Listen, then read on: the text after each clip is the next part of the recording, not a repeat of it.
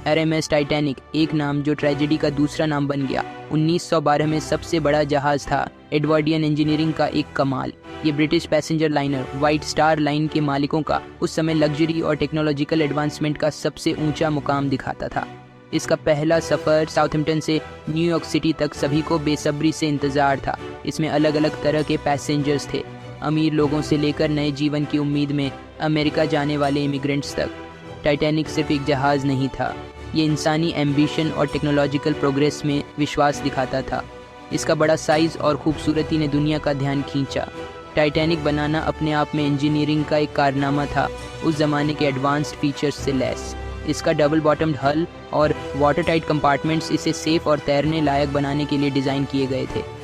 जहाज़ की लग्जूरियस सुविधाओं जैसे ग्रैंड स्टेयरकेसेस, स्विमिंग पूल्स और लाइब्रेरीज़ ने पैसेंजर्स को आराम और एलिगेंस दिया।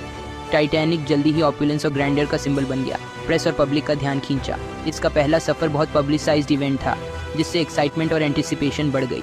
टाइटैनिक का साइज़ और लग्जरी की रेपुटेशन ने बहुतों को ये मानने पर मजबूर कर दिया कि ये नहीं डूब सकता। इसी विश्वास और पहले सफ़र के एक्साइटमेंट ने पैसेंजर्स और क्रू दोनों में इनविंसिबिलिटी की भावना पैदा की। जहाज़ के एडवांस्ड डिज़ाइन और सेफ्टी फीचर्स ने इस परसेप्शन को और मजबूत किया, जिससे एक कंप्लेसेंसी पैदा हुई जो आखिर में फेटल साबित हुई।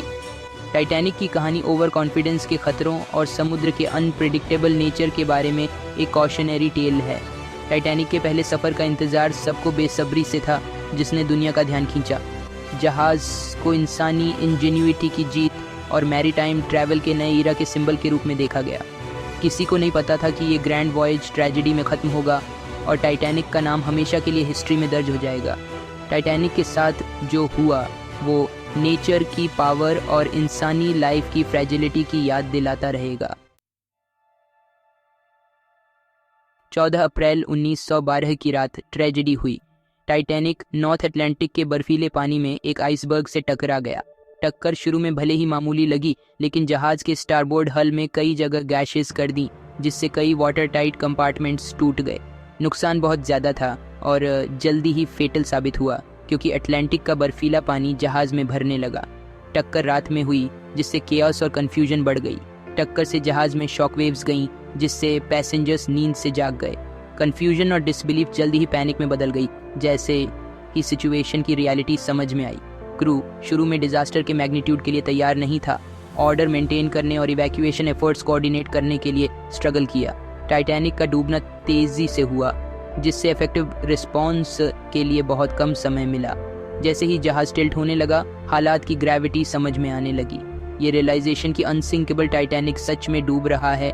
पैसेंजर्स को इवैक्यूएट करने की डेस्परेट अटेम्प्ट्स हुई, लेकिन लाइफ बोट्स की कमी का मतलब था कि बहुत लोग डूबते जहाज़ पर फंस गए।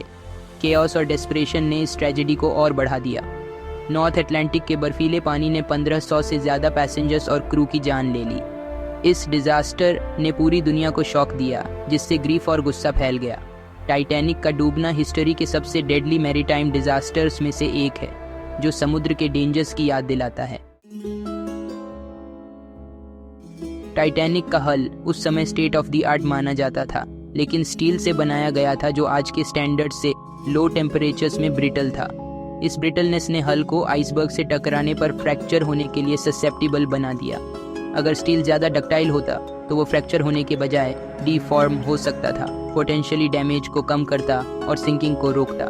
टाइटैनिक के कंस्ट्रक्शन में इस्तेमाल हुए स्टील की क्वालिटी ने डिज़ास्टर में अहम भूमिका निभाई। हल प्लेट्स को जोड़ने वाले रिवेट्स भी वीकनेस का एक पॉइंट थे। कुछ एविडेंस बताते हैं कि हल के कुछ सेक्शंस में इस्तेमाल हुए रिवेट्स इंफीरियर क्वालिटी के थे, जिससे वो स्ट्रेस में फेल हो जाते थे। इस वीकनेस ने कलिजन के बाद जहाज़ में तेज़ी से पानी भरने में कंट्रीब्यूट किया होगा। हल की स्ट्रक्चरल इंटीग्रिटी मेंटेन करने के लिए रिवेट्स की इंटीग्रिटी क्रूशियल थी। आइसबर्ग ने नेचर के एक फॉर्मिडेबल फोर्स ने जहाज़ के हल को कागज़ की तरह फाड़ दिया। इम्पैक्ट के शेयर फोर्स ने जहाज़ के डिज़ाइन की लिमिटेशंस को हाईलाइट किया। आइसबर्ग का साइज़ और मोमेंटम टाइटैनिक के हल के लिए बहुत ज़्यादा साबित हुआ। मॉडर्न शिप बिल्डिंग टेक्निक्स और मटेरियल्स टाइटैनिक की रेजिलियंस को काफ़ी इम्प्रूव कर सकते थे। Advanced steel alloys greater strength और डक्टिलिटी के साथ इम्पैक्ट्स के खिलाफ बेटर प्रोटेक्शन देते। इम्प्रूव्ड वेल्डिंग टेक्निक्स रिवेटिंग के बजाय एक स्ट्रॉन्गर और ज़्यादा वाटर टाइट हल बनाते। मटेरियल साइंस और शिप बिल्डिंग प्रैक्टिसेस में ये एडवांसमेंट्स पोटेंशियली डिजास्टर को टाल सकते थे। सेक्शन 4, लाइफ बोट्स का समंदर, लाइफ सेविंग वेसल्स की भयानक कमी। टाइटैनिक डिजास्टर का सबसे दुखद पहलू लाइफ बोट्स की भारी कमी थी। जहाज में पैसेंजर्स और क्रू के आधे लोगों के लिए ही लाइफ बोट्स थीं। ये भयानक ओवरसाइट आउटडेटेड रेगुलेशंस की वजह से हुई, जो लाइफ बोट कैपेसिटी को जहाज के टॉनेज पर बेस करती थी, न कि उसमें मौजूद लोगों की संख्या पर। ये मिसकैलकुलेशन फेटल साबित हुई, जिससे सैकड़ों लोग डूबते जहाज पर बिना एस्केप के फंस गए। लिमिटेड लाइफ बोट्स का मतलब था कि कई आधी भरी लॉन्च की गईं, जिससे और कम लोगों को बचाया जा सका। कैटिक इवैक्यूएशन प्रोसेस लाइफ बोट्स की कमी से और बिगड़ गया, जिससे पैसेंजर्स में पैनिक और डेस्पिरेशन फैल गई। Insufficient life boat capacity high loss of life का एक मेजर कंट्रीब्यूटिंग फैक्टर था। अगर टाइटैनिक में सभी के लिए सफिशिएंट लाइफ बोट्स होती तो डिजास्टर का आउटकम बहुत अलग होता। Full complement of lifeboats एक ऑर्डरली और इफिशिएंट इवैक्यूएशन अलाउ करती, पोटेंशियली सैकड़ों अगर नहीं तो हजारों जानें बचाती। एडिक्वेट लाइफ सेविंग इक्विपमेंट की कमी पैसेंजर सेफ्टी को प्रायोरिटाइज करने के इम्पोर्टेंस की याद दिलाती है। टाइटैनिक डिजास्टर ने मैरीटाइम सेफ्टी रेगुलेशंस में एक सिग्निफिकेंट ओवरहॉल किया, जिसमें शिप्स को सभी पैसेंजर्स और क्रू के लिए लाइफ बोट्स कैरी करने की रिक्वायरमेंट शामिल थी। टाइटैनिक के सिंकिंग से सीखा गया ये ट्रेजिक लेसन बाद के मैरीटाइम इंसिडेंट्स में अनगिनत जानें बचा चुका है। डिजास्टर ने शिपिंग इंडस्ट्री में ज़रूरी रिफॉर्म्स के लिए कैटलिस्ट का काम किया। सेक्शन 5, सावधानी से स्पीड, ज़्यादा स्पीड का खतरा।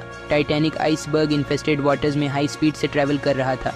स्विफ्ट क्रॉसिंग की चाहत समझ में आती है, लेकिन हैजर्डस कंडीशंस में इतनी हाई स्पीड मेंटेन करने से कोलिजन का रिस्क बहुत बढ़ गया। Slower, more cautious approach potential hazards पर रिएक्ट करने और आइसबर्ग से बचने के लिए ज़्यादा समय देता। न्यूयॉर्क में स्केड्यूल्ड अराइवल टाइम पर पहुंचने का प्रेशर हाई स्पीड मेंटेन करने के डिसीजन में कंट्रीब्यूट किया होगा, लेकिन डेंजरस कंडीशंस में सेफ्टी पर स्पीड को प्रायोरिटाइज करना एक फेटल एरर साबित हुआ। फास्ट क्रॉसिंग की चाहत ने सभी की जान को खतरे में डाल दिया। आइसी वाटर्स में स्पीड कम करने से कलिजन का रिस्क बहुत कम हो जाता या कलिजन होने पर डैमेज मिनिमाइज हो जाता। स्लोअर स्पीड इवेसिव मैन्यूवर्स के लिए ज़्यादा समय देता और इम्पैक्ट फोर्स को कम करता, जिससे जहाज के सर्वाइवल के चांसेस बढ़ जाते। डेंजरस कंडीशंस में हाई स्पीड मेंटेन करने का डिसीजन डिजास्टर में एक क्रिटिकल फैक्टर था। सेफ्टी पर स्पीड को प्रायोरिटाइज करना early 20th century shipping industry में कॉमन प्रैक्टिस था।